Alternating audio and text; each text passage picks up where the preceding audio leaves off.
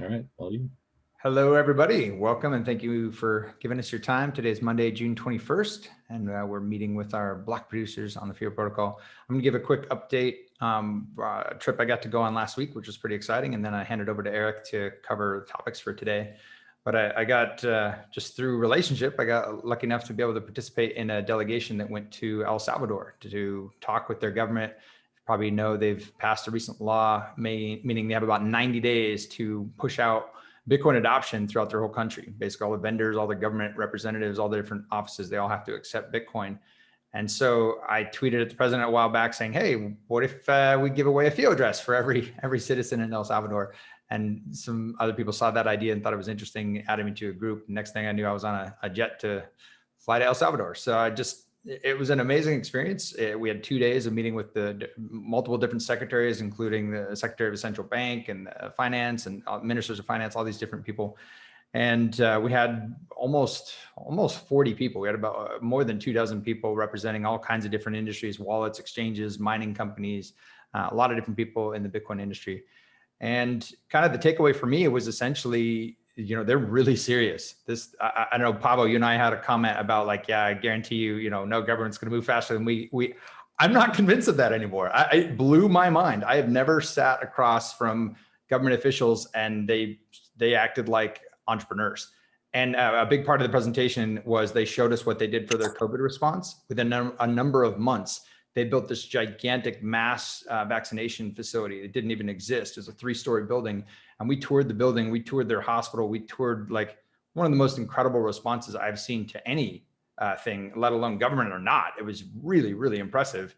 And they made it very clear to us, like, this was the team that did that, and we did it in this many months, and we have a 97% approval rating on how we handled COVID response. This is the same team that's implementing the Bitcoin law. We have 90 days. We're on day 81. We need to make this happen. I mean, they were serious. They were like, we're a week into this, and it has to happen.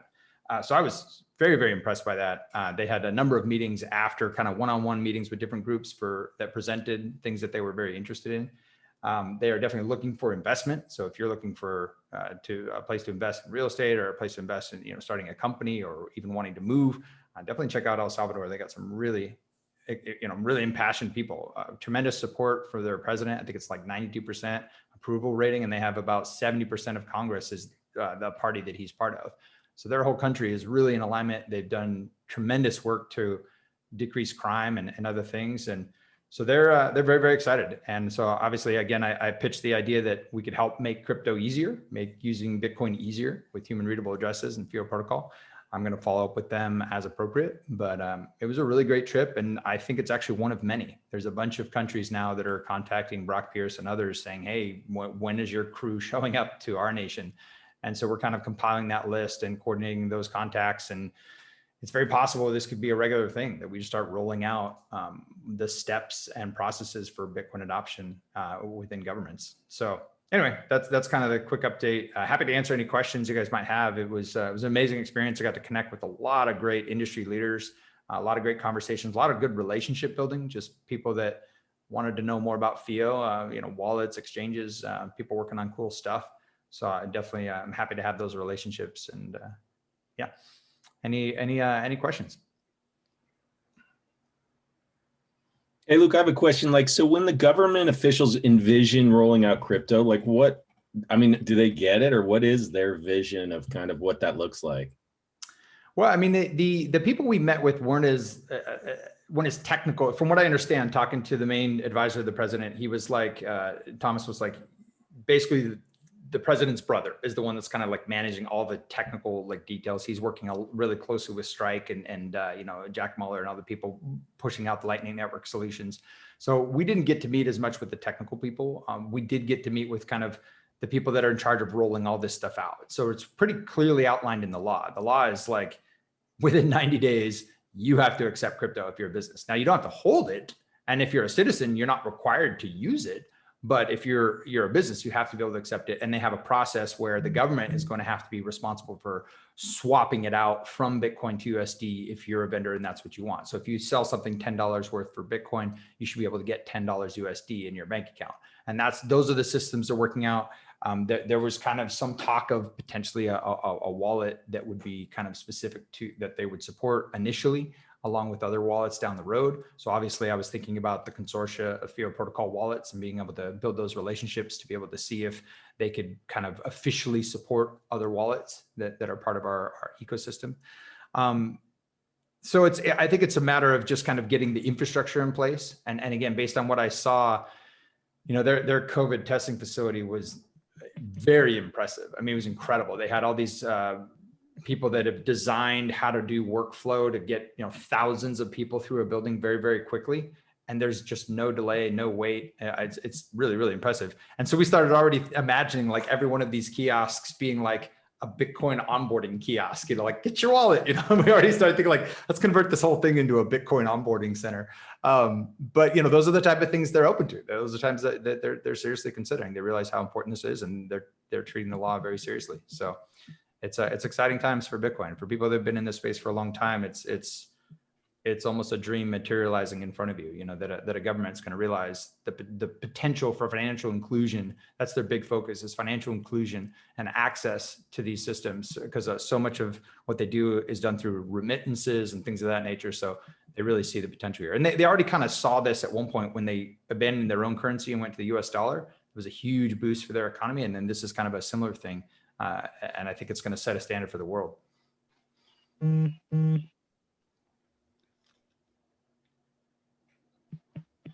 All right, so happy to answer any of the questions that you come up with them in Telegram. You guys know how to find me, but I'll turn it back over to you, Eric, to cover the agenda. Yeah, you bet. I was just going to, thanks, Luke. That's awesome, man. I think it's super exciting. I was just going to cover the upcoming release schedule, and then Pavo may kick in to dig a little deeper on a few of the projects. So let me go ahead and share my screen here. Where am I?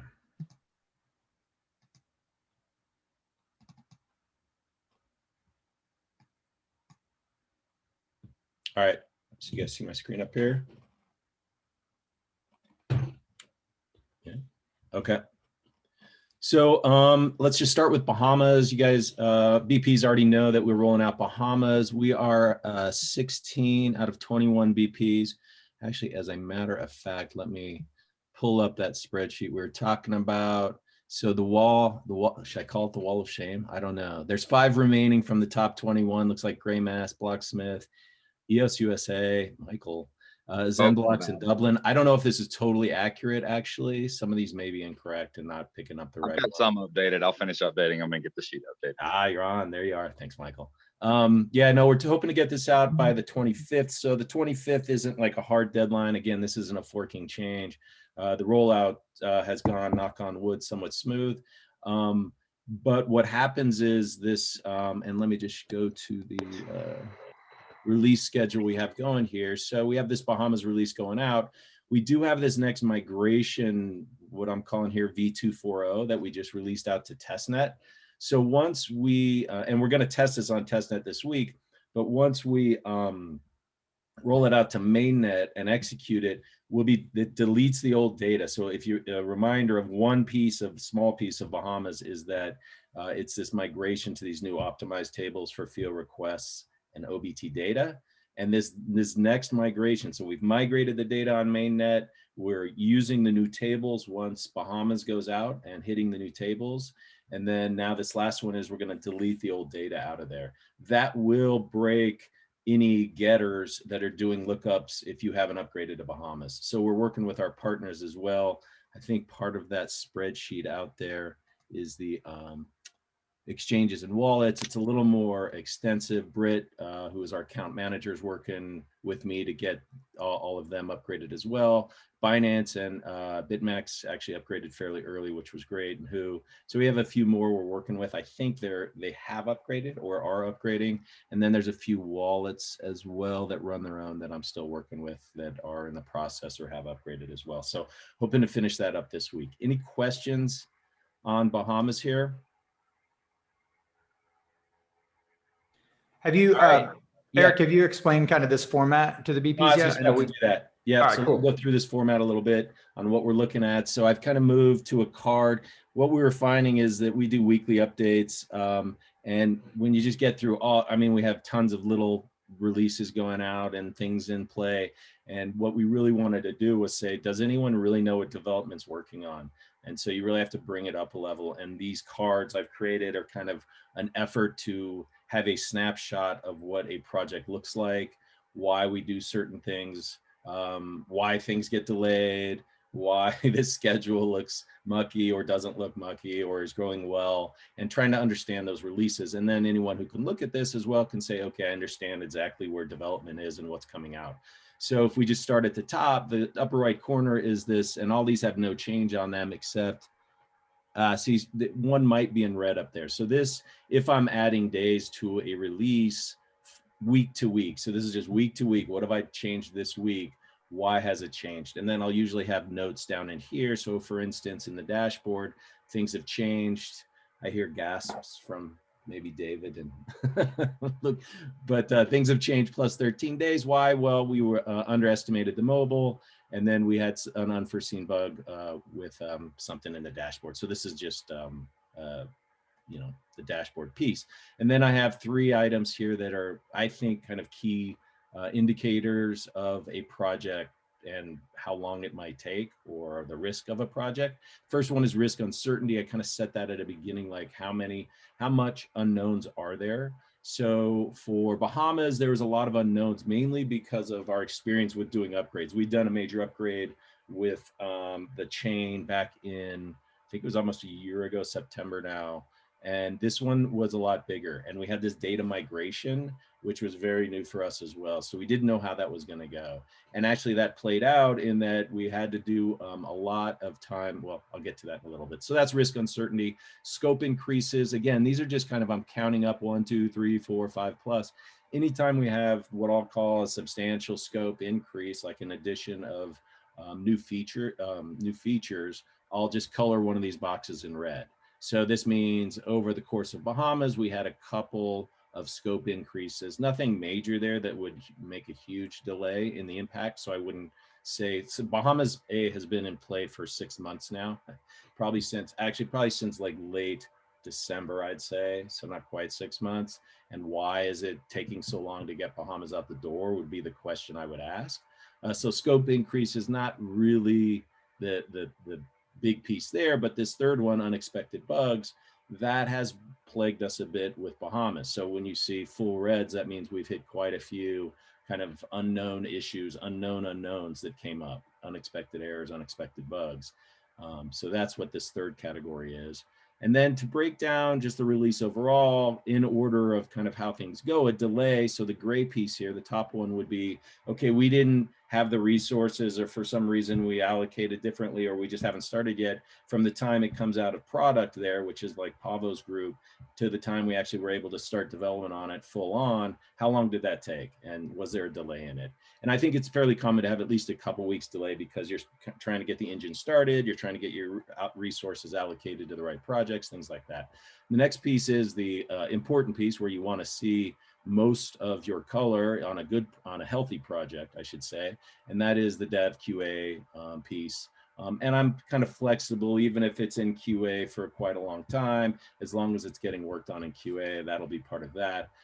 Queued means we've completed it and it's just waiting to be released. Because what can happen with the blockchain is that there are dependencies out there, and we don't always want to pack a bunch of features into a single contract release. So you may put a feature in and say, okay, we got to slot this into, you know, this is still 4 weeks out before we're going to be able to get this out. So for example, FIP22, something Adam has been working on, is dev complete now, but that's not going to be slotted till the 18th because of a few dependencies it has on like the staking project and things like that. So you'll start to see some purple in some of those projects. Last one is release.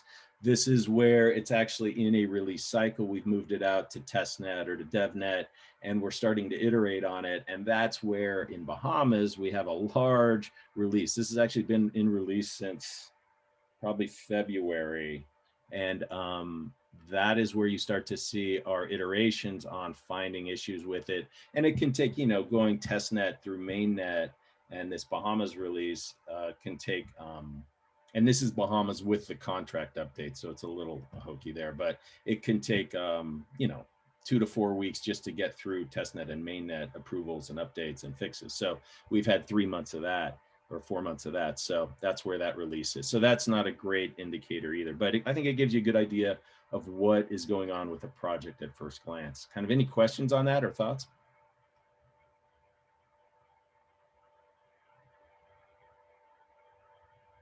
And I'll color the background a little bit too. This is kind of just an immediate view of, I think Bahamas is green now. We have it rolled out. We haven't seen any major issues. Everyone's almost upgraded.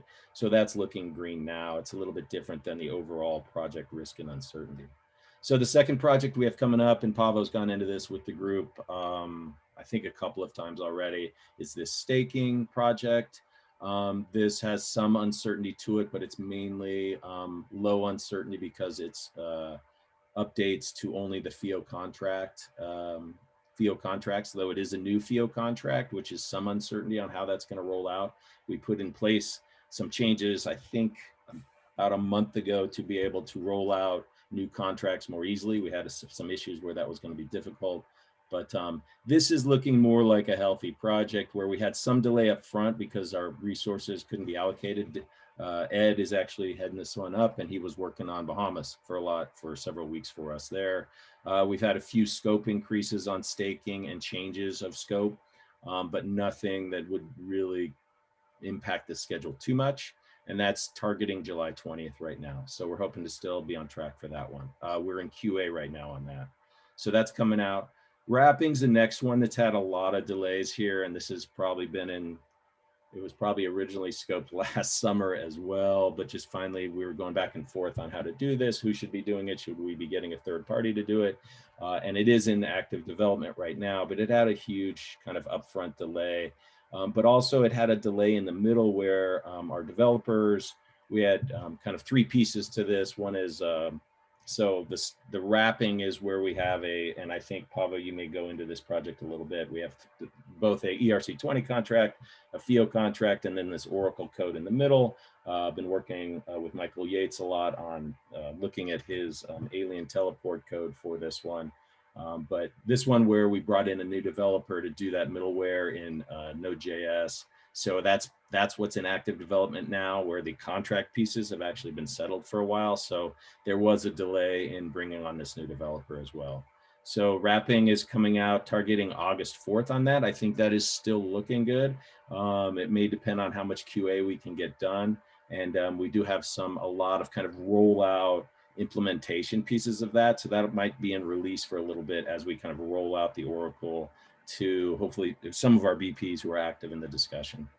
The last one, or actually the last couple here, is Dashboard. That's our, it's both a mobile and online. And I think, Pavo, have we reviewed this? I don't know, at some point we'll review this more deeply, but that's a UI where you can interact with all FIO features and acquire addresses, acquire domains, see your dashboard of addresses and domains.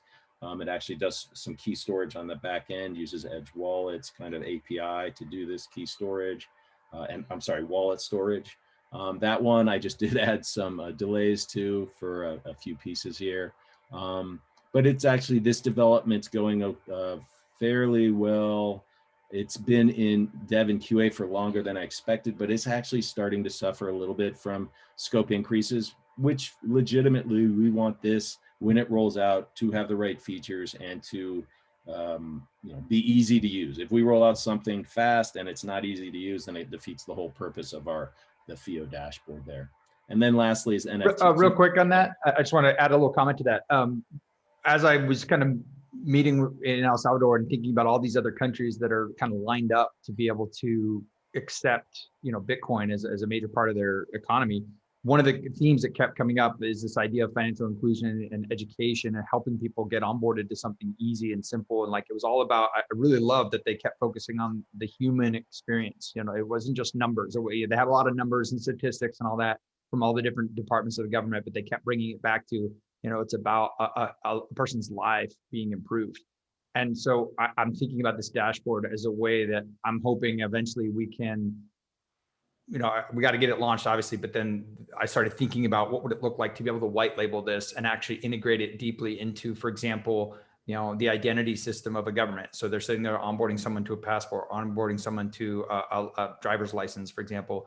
And what if we had a way that they could easily, kind of like we're doing with the NFT signatures, like come through, get a branded experience to get a FIO address and come back to their experience. So there's a lot of potential here, and that could also help with our all of our consortium members. So like once they're part of this system, the ability to point them to kind of a non-government wallet, for example, a way to kind of like, just as people got their dial-up CD from AOL and they got on the internet, and then eventually they realized there's this bigger internet. So there's a lot of potential for the dashboard project that I think is even way beyond what we've imagined. So I'm really excited about it.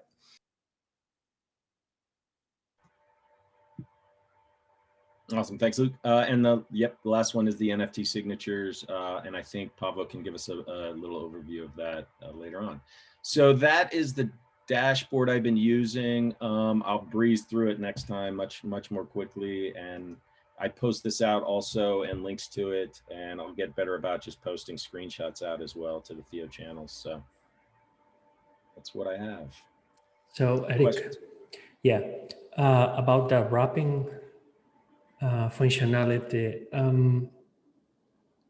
can you explain a little bit more where this is needed and used? Because it only says FIP22. I've been reading the FIP22, but I still don't understand exactly.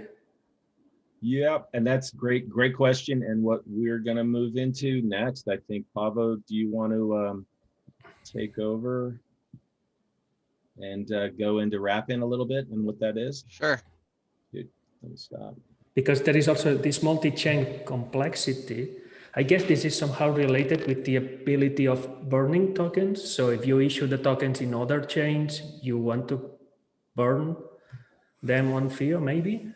Yeah, so the FIP22, I think on the slide that Eric was showing, I don't think that's necessarily related to wrapping. It just kind of aligns on that same little date box, but it's not related. So it's a different project that's actually related to staking. So FIP22 allows anyone to burn their tokens, right? And you can say, well, what's the point of that? Who would want to burn their own tokens? But we actually wanted to develop that capability because when we're rolling out staking, the foundation is actually going to burn 25 million of its own tokens, and then the staking FIP, which is FIP21, is actually going to start minting 25 millions of tokens on demand every day as staking rewards. So in order to ensure that the total circulating supply never exceeds the 1 billion, which is always what we've envisioned, if you want to add some tokens, then they kind of got to come out of somewhere, and the foundation has agreed to basically burn some of its tokens. So that's basically rolling that functionality out, and that is just using retired token functionality, which is native to EOS.io. So it has nothing to do with wrapping. I think on that table, it just kind of looks like it does. So on wrapping, let me give a little bit of a background in terms of high level what it is that we're trying to accomplish, why we're trying to accomplish that. I'll try to stay fairly brief since we don't have a lot of time on this call. And then what I also want to review is the kind of the responsibilities on the wrapping project for the BPs primarily, since this is a BP call. So at a high level, what we wanted to accomplish, and this is a project that we started really like last summer, like I think Eric was mentioning, was twofold. Is we wanted to enable the users to move their tokens to a DeFi platform, right? So that it can be, for example, enabled on a decentralized exchange. And on the NFT side, so the wrapping project actually covers two pieces. It's two separate, I think it's FIP 17, and it was broken into 17A and 17B. And so 17A enables the wrapping of the FIO token itself, and that's what I'm going to be talking about right now, because that's where we're prioritized and are moving forward with. But there is also another initiative that's a fast follower, which is the wrapping of the NFTs, which are the FIO addresses and the domains. And that's primarily so that somebody can take a FIO domain and transfer it to one of the marketplaces that are very common on other chains like Ethereum.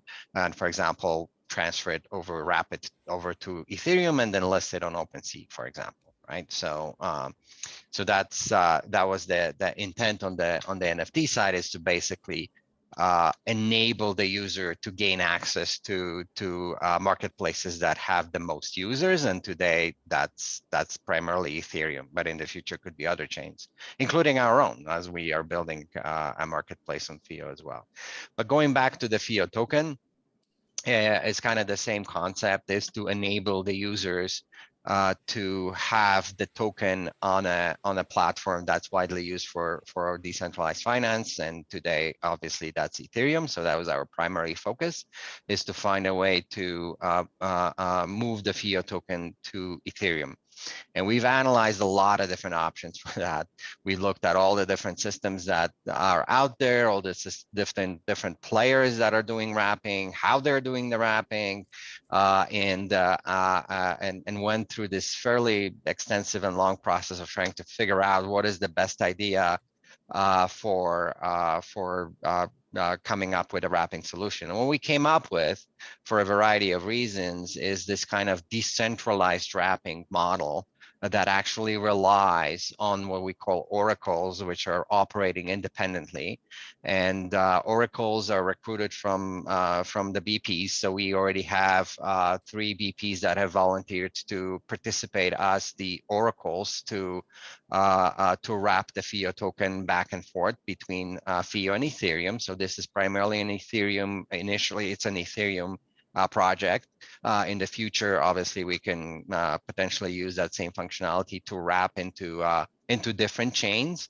But at a high level, how this works, you can see on this slide here, and this talks about ERC 721, but it's the same construct, where if somebody, it's Alice, this case, she wants to wrap FIO tokens, what she's going to do is she's going to trigger this special action that has been built. So we have a FIO.oracle, which is a new contract that has a number of actions that are intended for wrapping purposes, and there's a wrap action. So Alice would basically say, hey, I want to wrap 100,000 FIO tokens to the Ethereum chain. So Alice would actually specify the chain itself, and maybe it's actually worth showing the Is this system here based on the Alien Walls Oracle, on the teleport system? Or are you guys building your own? Yeah, no, we looked at that for some patterns, but it's a little bit different. Alien Teleport has a lot of kind of a manual movement of tokens, so it has a UI associated with it.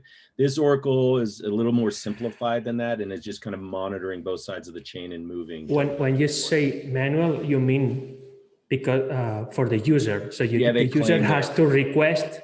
Yeah, but that makes sense because it's the user who pays the fees.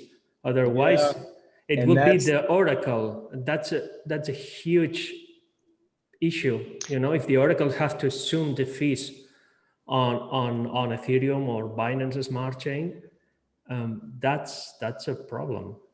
Well, that's actually our approach. So let me talk about that. So here is an example of the wrap function on the FIO chain, right? So when the user wants to wrap FIO, they basically submit this action. They say, hey, I want to wrap it to Ethereum. There's my public address, meaning I want to get the wrapped version of FIO on the Ethereum side sent to this address.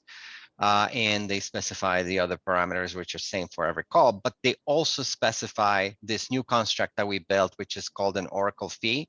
So anytime you want to wrap FIO from FIO to Ethereum, you will have to pay a separate fee for oracles. And that fee is intended to cover any costs that the Okay. oracles have when it comes to wrapping the tokens, including the Ethereum chain fees Cool. that they will have. So there's actually a separate process for the oracles. And I'm not going to go too deep on the oracle functionality since we have limited time, just kind of trying to focus more on the BP functionality. But the oracles basically have their own ability to set fees. So every oracle says, hey, here's how much I want to be paid, and everybody submits, kind of similar to what we have on the BP setting fee side, where everybody submits their kind of bid for what they want the fee to be. And then the median is derived from that. And then the fee is actually 3x or however many oracles are, and we're planning to go roll out with 3 oracles. So the user is going to pay that fee, and again, that fee is intended to cover the Ethereum gas fees. So the oracles are going to their obligation is to set it high enough so that they get paid for whatever the cost is.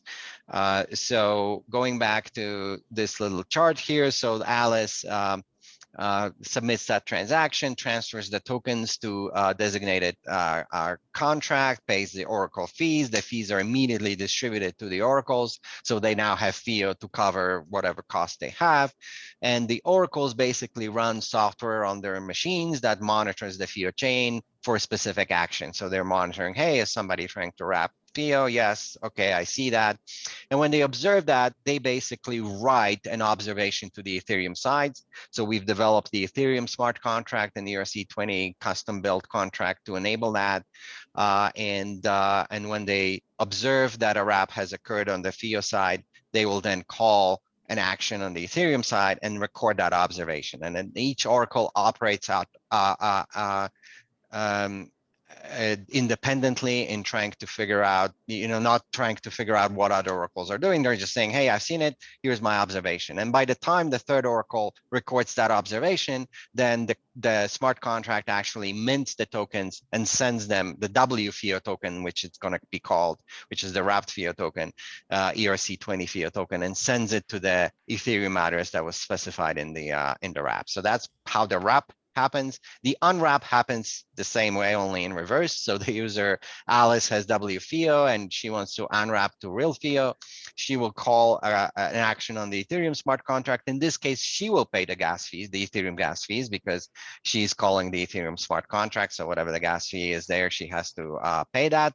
And then she transferred the WFIO to the ERC20 contract. That WFIO gets immediately burned, and again, oracles are monitoring that the Ethereum chain and are seeing, oh, somebody's trying to unwrap. Let me record that observation on the FIO chain. There's an unwrap action on the FIO that oracle contract, and again, once 3 of them make that observation, then the FIO, the actual FIO tokens are sent to the Ethereum, to the FIO address that was specified on the unwrap. So that's at a high level kind of how this works. So you can see there are kind of 3 pieces to it. There is the FIO chain smart contract that is being deployed. That's in FIB 17A is defined. I was just kind of briefly showing that. Then there is the Oracle software, which is a piece of software that runs on the machine of the Oracle and kind of does all the observations on both chains. And then there is the ERC20 contract that lives on the Ethereum side. So that's kind of how it works at a high level. Now, let me talk a little bit about the responsibilities, because in this model, it's kind of a decentralized model. And we kind of had a lot of conversations internally, whether it should be decentralized or we should just do it in a centralized manner, which is how honestly many wrapping providers today work, is they just take the funds and they keep it, and then they mint something else on the other chain and totally run it as a centralized solution. For a variety of reasons that I'm not going to get into today, is we decided that a decentralized approach is a better one. So the way this works is you basically have 2 entities that participate and are required in this system. You have oracles, and I just described who they are. So our goal is to have those be basically volunteers from within the BP community that say, hey, we also want to participate or facilitate this wrapping process, and we're willing to run that software. and obviously they would be the ones that are kind of most involved on a day-to-day in trying to maintain that system, as I've just described. But then you also have the notion of custodians, which is basically entities that are responsible for managing the oracles, right? So oracles, again, they're intended to be independent, decentralized entities. We always assume that any one of them can go rogue, and if they do, what happens? What is the solution to that? So the way we solve this is we've created this entity called a custodian, which allows for basically the custodian has a few responsibilities. So a custodian basically has to ensure that there are 3 oracles that are willing to participate, at least 3. So there could be more than 3, but initially, obviously the challenge is the more oracles you have, the higher the wrapping cost, because each oracle has to write a transaction to the Ethereum chain and pay gas fees. So if you were to have, I don't know, 21 oracles, the cost of wrapping would be very, very high. So that's why we kind of settled on 3 initially, but that can be changed.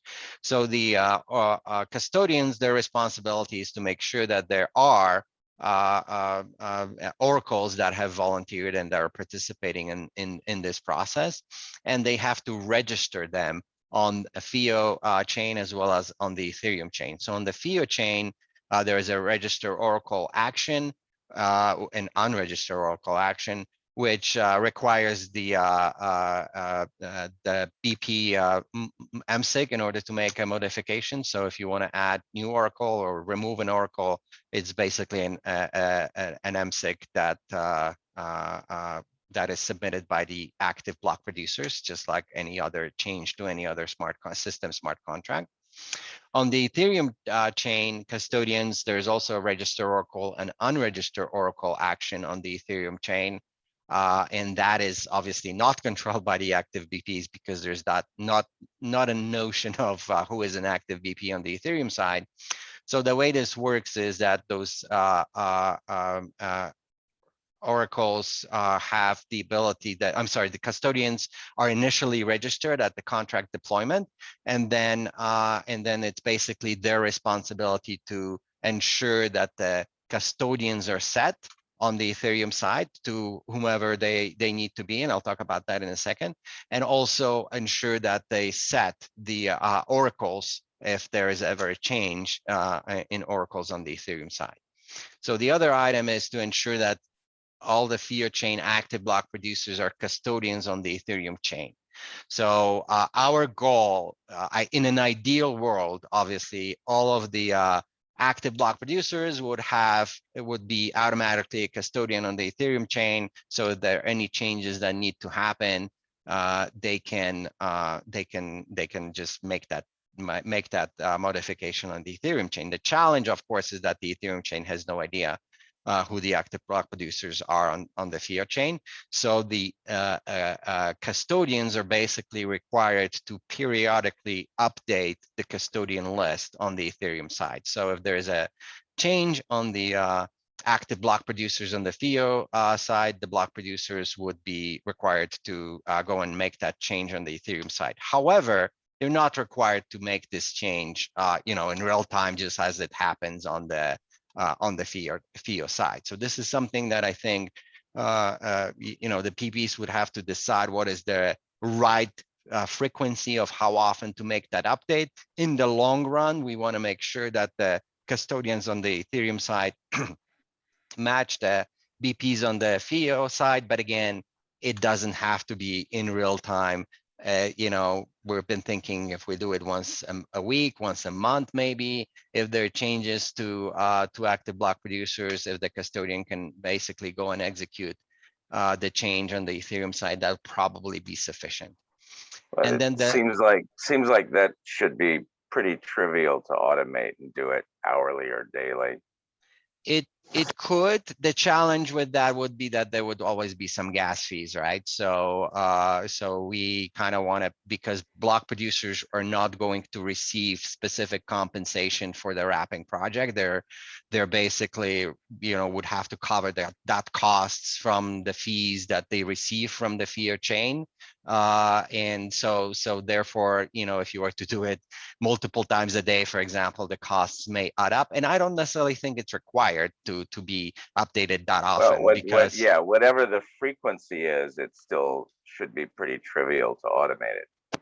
Yeah, the other thing Sure. to consider is that it may influence any MSIGs in flight. Like if you change who can sign and who's required to sign while an MSIG is sitting there ready to be finalized, you know, that could also add some complexities.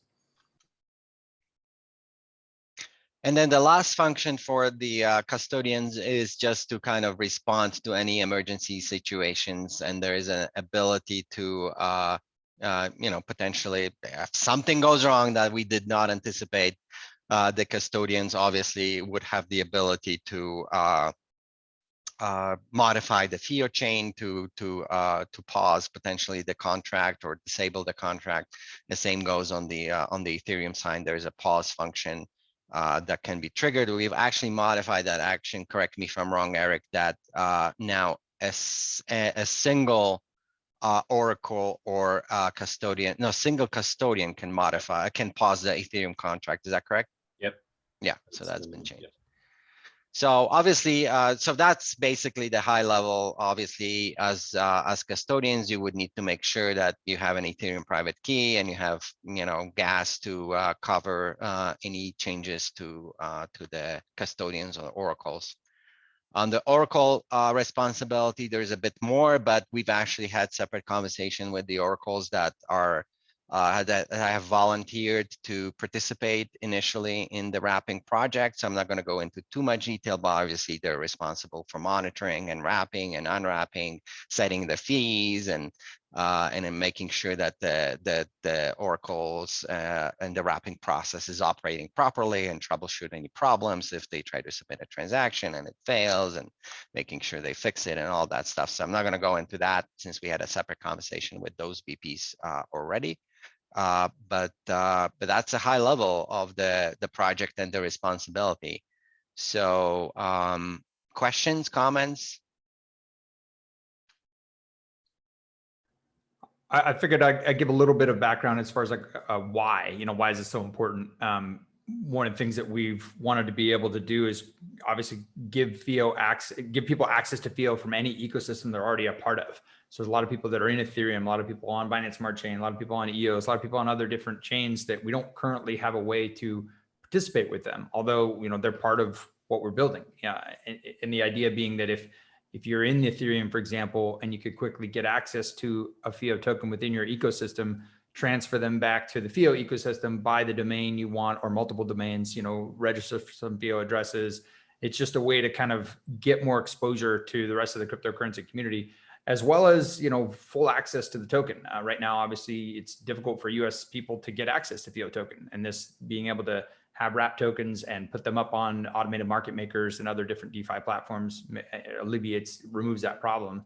Also, I mentioned a tweet that I just saw recently. It's actually from 2020, but Vitalik mentioned a lot of these wrapping solutions are centralized. Almost everyone that we looked into was centralized. And that's one of the reasons we ultimately decided to kind of do it right and build it ourselves in terms of making sure it has from the beginning a multi-sig oracle, and ideally an oracle that's run by the same people that you already trust to run the whole network for you. So to the extent you can trust the kind of game theory dynamics of securing the FIO protocol, you're also trusting this bridge. And so that actually, I think, is a really exciting, innovative feature that we're pushing out here that I don't see pretty much anyone else has done before. So I think it's a good solution. It has taken a long time to get right and to design it right. The gas fees and things like that are still to be worked out as far as how usable it's going to be, but I think it's the right way to do it. And I'm excited because it's going to give access not only to, you know, the token, but eventually as well, like we mentioned, the actual domains themselves as NFTs.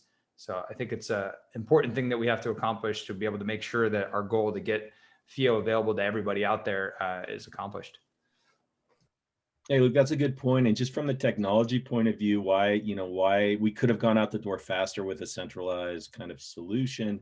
But another key piece of this that we need to keep in mind is that 17B, where none of those solutions would have allowed us, obviously, to wrap our domain NFTs, right? And that's a key piece of this as well. And the code that we're putting in place now is actually in active development to work with NFTs. So it's actually kind of a nice combined solution, as Luke said, distributed, but also handles both tokens and will handle the NFT wraps as well. So that's a key feature.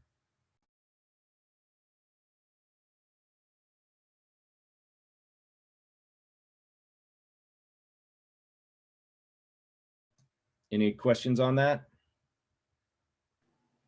Yeah, guys, feel free to speak up. I mean, our intention with these meetings is not to just talk at you, it's to make sure we're covering, we're educating and informing, but also hearing feedback and there's definitely stuff that we'll miss sometimes. So I want to make sure we hear from you. Any thoughts or concerns? Well, thank you. I'm otherwise so very shy. We love you. We love you, John. All right. Well, I will give a shout out to Adam and Casey, the lead developers on that project, for their work. And Pavo, so we have 9 minutes left. Do we want to just call it there, or do you want to give a brief overview? I think the next one was the next NFT project for signatures, or should we just hold off on that until a future meeting? I can give a very brief overview, and then we can always discuss it again in the future Sure. in more detail. But the NFT, that would be here. The NFT signatures project, it's FIP 27 that we're working on, just as a heads up. The problem that we're trying to solve there is in the NFT world today, it's very hard to know who actually created an NFT and to know that it is the actual true NFT that has been created by the artist you think it has been created by. So we've kind of had a lot of discussions with NFT platforms and other players in this space, and trying to figure out what would be the best solution for that. And FIO protocol, potentially has a great ability to address that problem. So we kind of started to think about how it could accomplish that, and we thought that a best way to do this would be to enable the FIO address owner to actually map an NFT to their address or sign and basically indicate that, hey, I have created that NFT. So now, and then obviously as an artist, you can publish your FIO address on your website and say, hey, any NFT out there that I've created that is the true real NFT would be signed by Bob at artist or whatever FIO address that they have. So in order to accommodate that, we thought this is very similar to what we do with public address mappings today. Obviously different purpose, but very similar mechanism. So kind of contemplated using that same structure, but figured it'd be better if we create a new set of actions for that purpose. So we've in FIP 27, we've created new actions, which is add NFT, remove NFT. And it basically allows the user, the owner of the FIO address, to submit to the chain the NFT mapping. So if I own Persad Ellis here, I can say, hey, on the Ethereum chain, here's the contract, here's the token, here's the URL and the hash of the potential image, and actually make that record on the FIO chain. And now there are other actions that would enable anybody to basically go and fetch that information from my FIO address, or even fetch that information from the NFT itself. So if I'm publishing my FIO address on my website, and everybody knows that Pavo at Edge is, where I create all of my NFTs and sign that, if you ever come across an NFT, you can always check, then somebody claims that I've created it, you can always check it on the FIO chain, and you can verify that I've actually signed that NFT, because obviously I'm the only one who has private key on the FIO chain that controls that FIO address.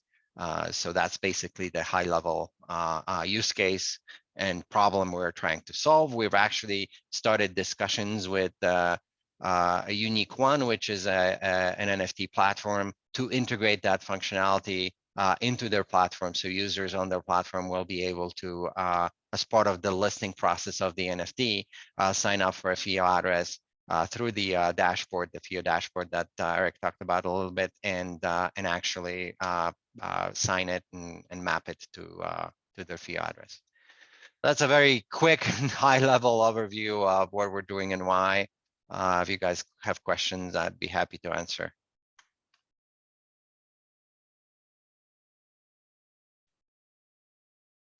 And of course, there are links here I'll post in chat. So if you guys, oh, you already did.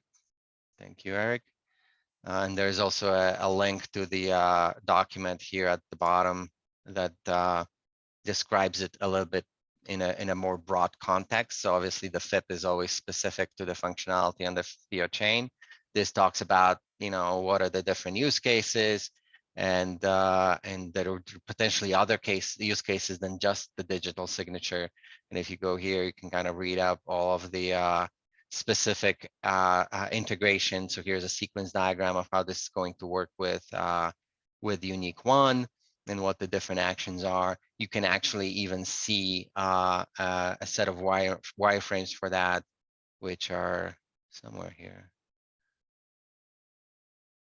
There you go, sample UX. You can actually be able to see what the potential UX of that integration would be as well. So I encourage you to take a look at this, review, and provide feedback. And well, I think we have a blog post coming out shortly about how this works as well. So one of the things we're trying to do with each one of these FIPs is put out kind of like a marketing explanation that's less technical for just kind of everyday people to understand what the improvement proposal is about and what it's going to do. So I believe this has been written up and it's getting ready to deploy. I still have to write one up for the wrapping project. Project has had some changes, so I've kind of been holding off a little bit on that, but I feel like I have enough now to kind of put that together and get to it as I am able to. But yeah, I'm excited about everything you guys are doing. This is just, it's really cool to see so much productivity. And again, this is kind of a shout out to the block producers. Please get involved as well. I know there's a Hey FIO project that's similar to the dashboard project. There's the FIO marketplace project with domain marketplaces that some of the VPs are running. This isn't just going to be, the core people that have active proposals today. This is open. The foundation is willing and ready to support many people getting involved. So if you've got, even as a BP, if you got a project that you want to build related to FIO and you need some support to do that, definitely write up a FIP, contact us, submit a proposal, go through the process, and we'd be happy to support you and help you as best we can as far as the foundation goes. That's what the community treasury is for. So very excited to see this activity and see more people involved. And we really appreciate your comments, your thoughts, your feedback, any concerns, anything like that. It's really important we get that going forward from you guys, because we're not gonna be able to figure everything out ourselves. So really, really appreciate your participation. So it's a really big part of kind of that role as a block producer, that you're helping us with these FIPs. You're reading through them, you're thinking through them, you're figuring out what we may have missed and helping us design them. Really appreciate that.